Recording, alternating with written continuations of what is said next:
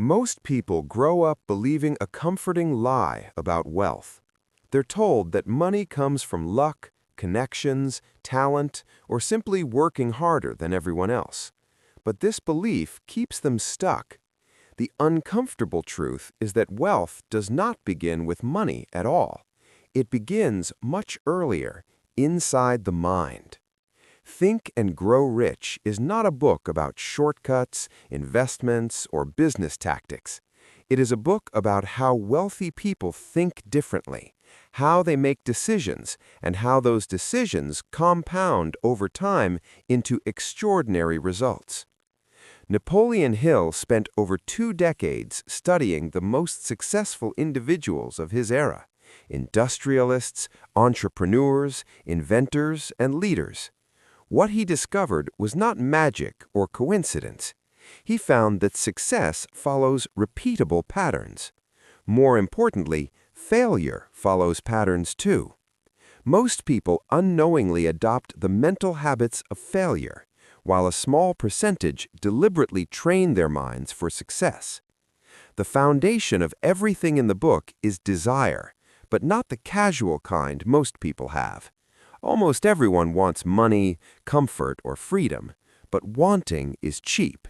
Desire, as Hill defines it, is intense, emotional, and obsessive. The wealthy don't simply wish for success, they decide that they will have it. They attach powerful emotions to their goals. Their desire becomes so strong that quitting feels more painful than continuing. This is why most people drift through life reacting to circumstances, while a small group moves forward with clarity, urgency, and purpose. Desire is not daydreaming, it is commitment backed by action. Next comes faith, one of the most misunderstood principles in the book. Faith is not blind optimism or religious belief, it is confidence built through repetition. The human mind accepts what it hears again and again, whether it's true or not. When you repeatedly tell yourself that you are capable, disciplined, and destined for success, your behavior slowly begins to match that belief. This is why successful people protect their thoughts so fiercely. They understand that doubt drains energy, while confidence compounds it.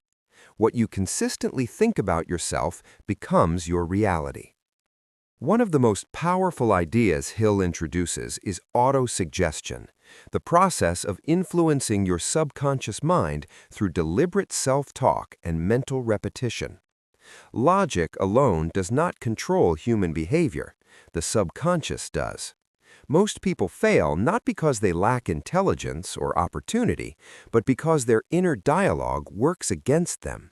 Fear of failure, fear of criticism, fear of loss, fear of poverty, these fears quietly shape decisions every day.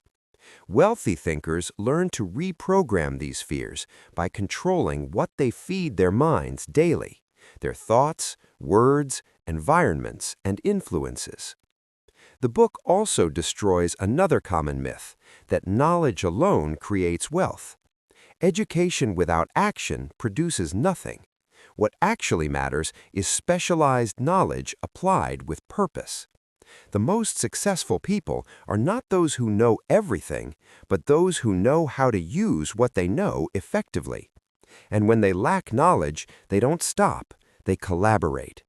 This leads to the concept of the mastermind, a group of people aligned around a common goal, combining skills, experience, and ideas.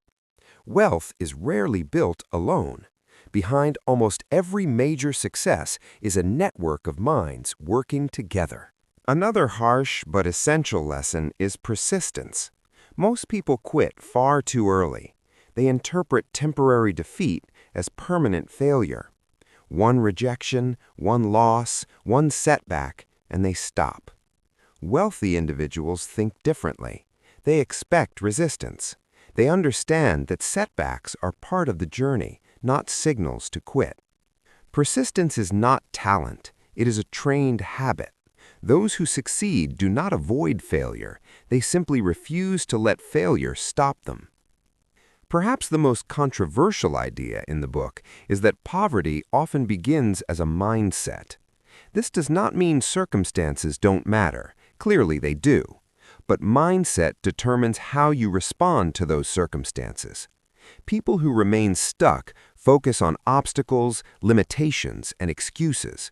People who build wealth focus on solutions, leverage, and opportunity. One mindset looks for reasons why something won't work. The other looks for ways to make it work, no matter how long it takes. In the end, Think and Grow Rich delivers a simple but deeply uncomfortable truth. Your financial reality is a reflection of your mental habits. Change the way you think, and your actions will change. Change your actions, and your results will change. Wealth is not random. It is not reserved for the lucky or gifted. It is designed deliberately, first in the mind, and then in the real world.